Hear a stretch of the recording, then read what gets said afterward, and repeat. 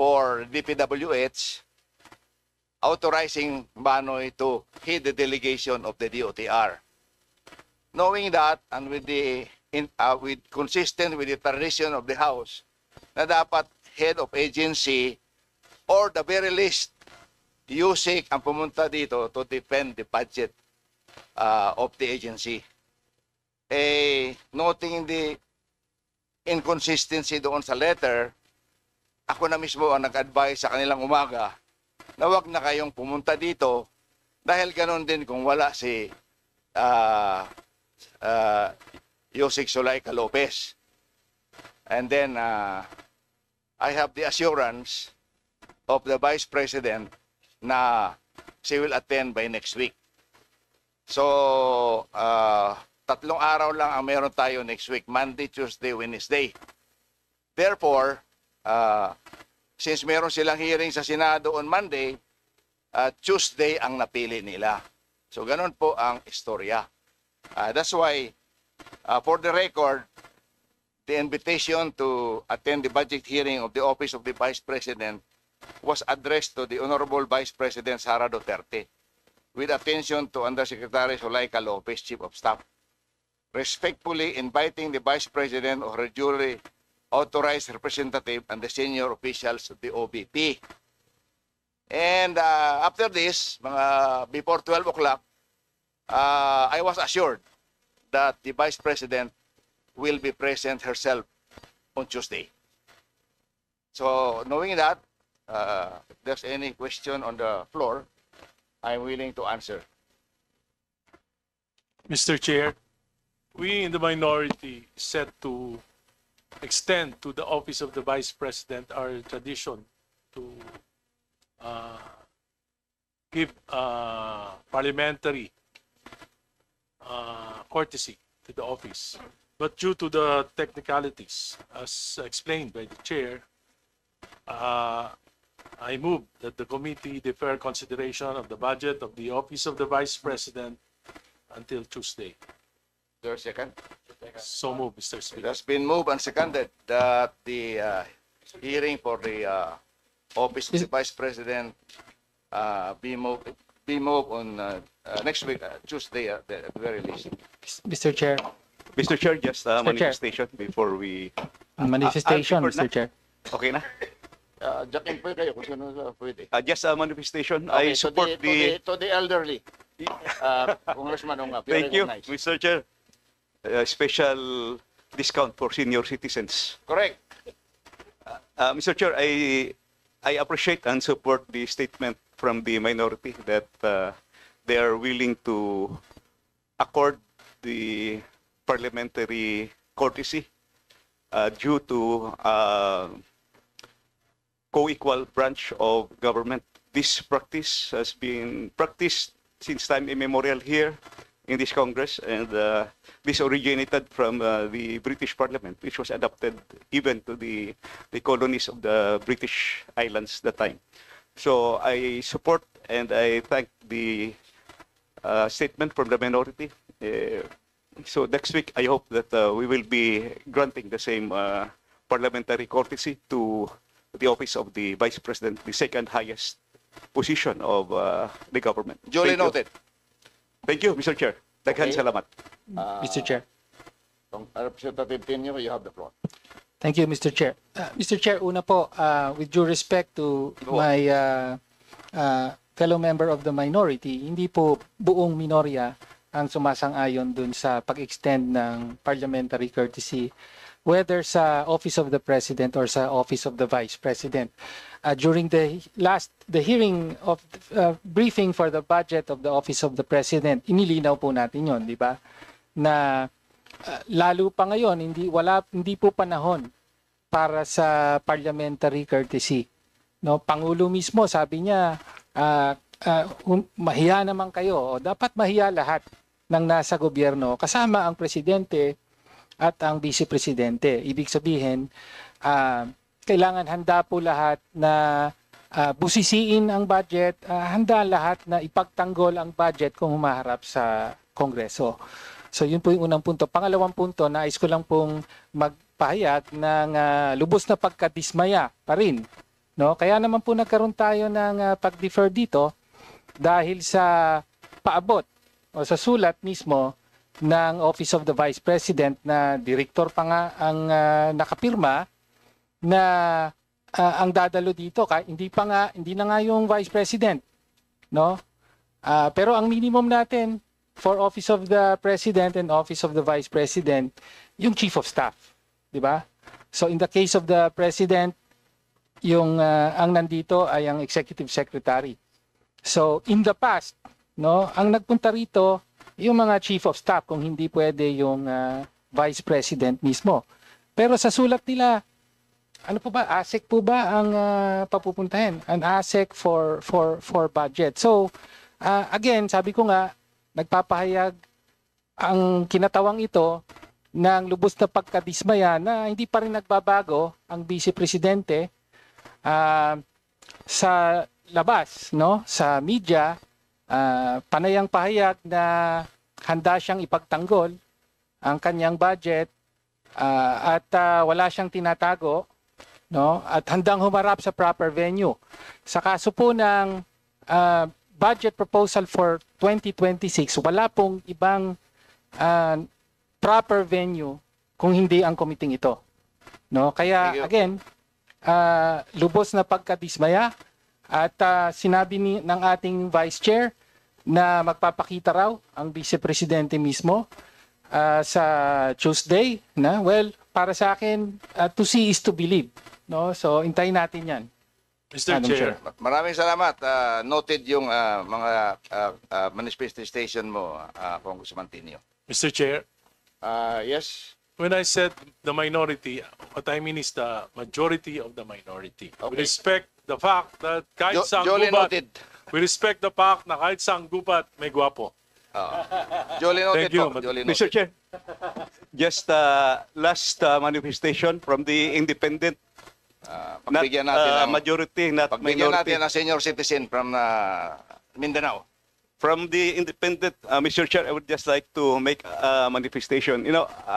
Just to explain the rationale why we do give this parliamentary courtesy to a co-equal branch of the government.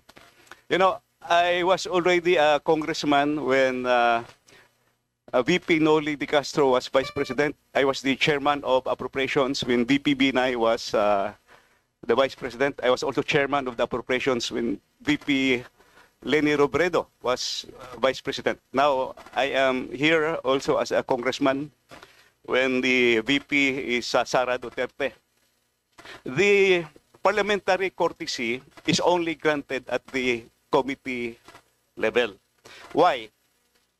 The reason is we give parliamentary courtesy as a co-equal because we give respect to a co-equal or a higher position of government. Kumbaga sa layman's interpretation, it is really, I would say, awkward for a member of Congress to question a higher officer directly. Pero pagdating doon sa floor, pwede because question will be congressman to congressman. That's really the rationale on here. But there were instances when the higher official or the co-equal official, like the vice president, waived his or her parliamentary, I would say, parliamentary courtesy or parliamentary privilege. There were occasions in the past when the former vice presidents would say, thank you for giving me this parliamentary courtesy, but I will accept questions and I will answer the questions. Yun yung mga nangyari kaya nagkakaroon ng mga questions noong araw. This is just to share my experience, especially for the new congressmen who is just about to grasp what parliamentary courtesy is all about. There is no Chair? substitute for experience from the elderly. Mr. Chair. Mr. Chair, a short manifestation as well. Yes, please kung go maaari. ahead. Okay. Maraming salamat, Mr. Chair. Galing naman to sa Gen Z ng Kongreso. and siguro with all due respect as well to my colleagues, no, in the House of Representatives. Una po, we take exception doon sa sinabi po na higher office ang president or vice president. Sa pagtingin po namin, we are equally voted by the people. No? Tayo ay binigyan ng mandato to represent yung mga concerns nila, ng mga distrito natin, ng mga sektor natin. And sa sektor ng kabataan, ang pagtingin natin, no, we are living in exceptional times. And exceptional times, no, call for exceptional measures.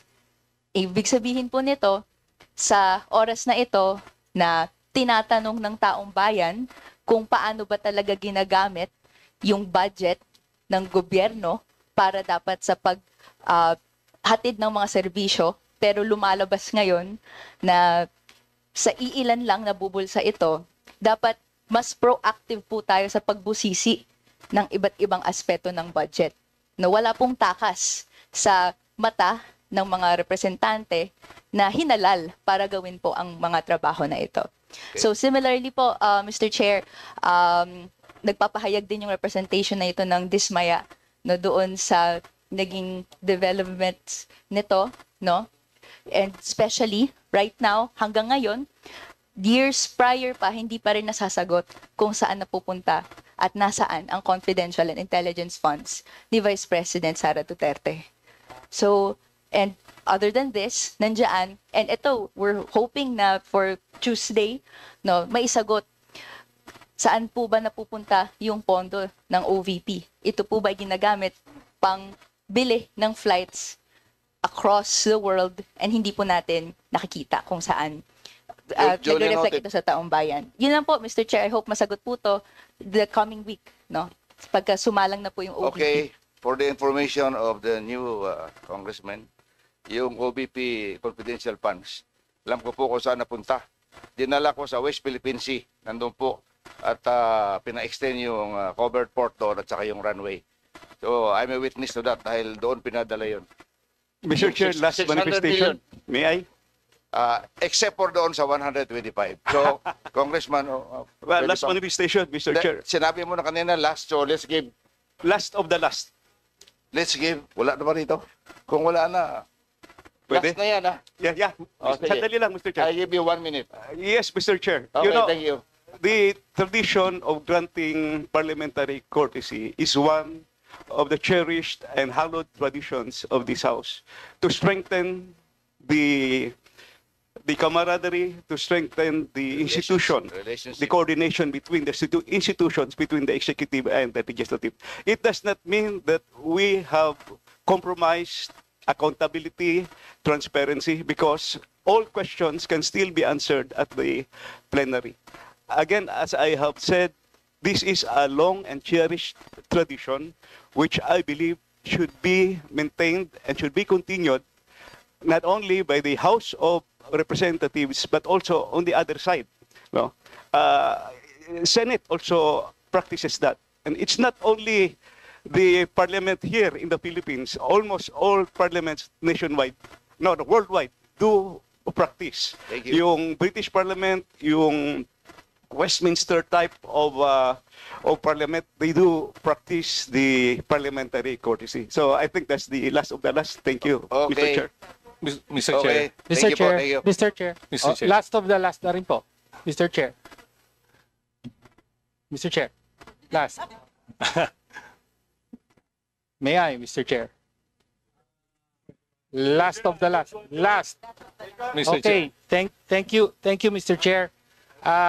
Well, again, yung parliamentary courtesy po, sabi nga natin, yes, it's a tradition, pero lalo na sa ating lipunan, dapat ibasura na ang tradisyon na yan, no? Bakit po? No, dahil una, pinapakita ng ating kasaysayan at mga nakikita natin ngayon na hindi uubra ang so-called presumption of regularity. No, kaya kailangan po ang norm dapat ay palaging magpapaliwanag at handang magpaliwanag ang mga opisyal, ang sino mang opisyal ng gobyerno na pinagkakatiwalaan ng pondo ng taong bayan, no? At pangalawang punto ay tanong ko, Mr. Chair. Sabi kanina ng chair, pupunta raw dito mismo ang vice presidente. Okay, maganda 'yon. Pero ang problema naman kung pagdating dito, parliamentary courtesy na naman po tayo, wala rin namang You tanungan can still ask questions na in the plenary. magaganap. Okay, Mr. Chair. we can still ask questions in the plenary. Pero ang Mr. didiin Chair, po nga motion to natin, adjourn. ang kaibahan po ay dito lamang sa committee level, Motion to direktang suspend, Mr. Chair. matatanong, Motion to I suspend. still have the floor, direkta pong matatanong ang opisyal mismo, in this case, the Vice President. Alam naman natin lahat sa plenaryo, ang natatanong doon at sinasagot ay kapwa kongresista na natin. No, kaya iba po talaga rito. Kaya po, if this committee will still extend parliamentary courtesy to the Vice President, ako po ay naglalabas na ng hamon sa Vice Presidente mismo. That courtesy can always be extended by this committee, but it can always be waived by the official itself. So ang hamon ko po sa Vice Presidente at sa lahat ng mga official pa na binibigyan ng parliamentary courtesy, i-waive nyo po yan. At sagutin nyo ang mga tanong. Sa kaso ng Vice Presidente, sagutin niya ang tanong, sino si Mary Grace Piatos? Ano ang nangyari sa confidential funds? At sa mga bagong tanong ngayon, no? Anong ginagawa sa budget ng OVP gayong ang Vice Presidente ay laging nasa abroad, no? Yun lang po, Mr. Chair. Maraming salamat. Okay, thank you very much. Yes? Motion to adjourn, Mr. Chair. Motion to suspend.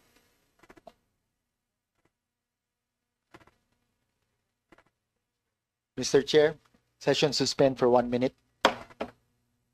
Motion suspended.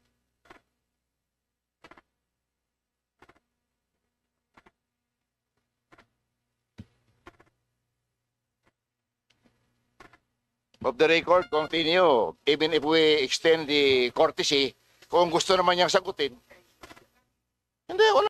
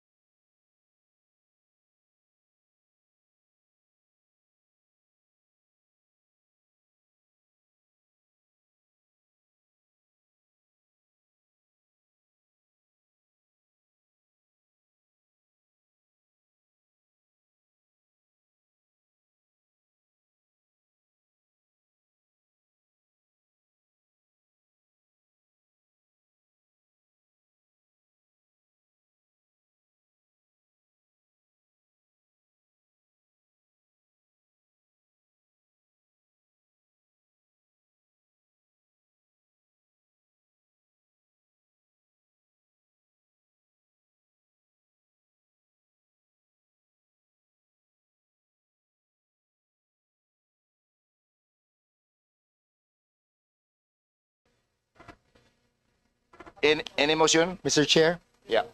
Motion to suspend, Mr. Chair. Mr. Chair, may I now move that we suspend the hearing and resume on Monday, September 15, 2025 at 9 a.m. So move, Mr. Chair.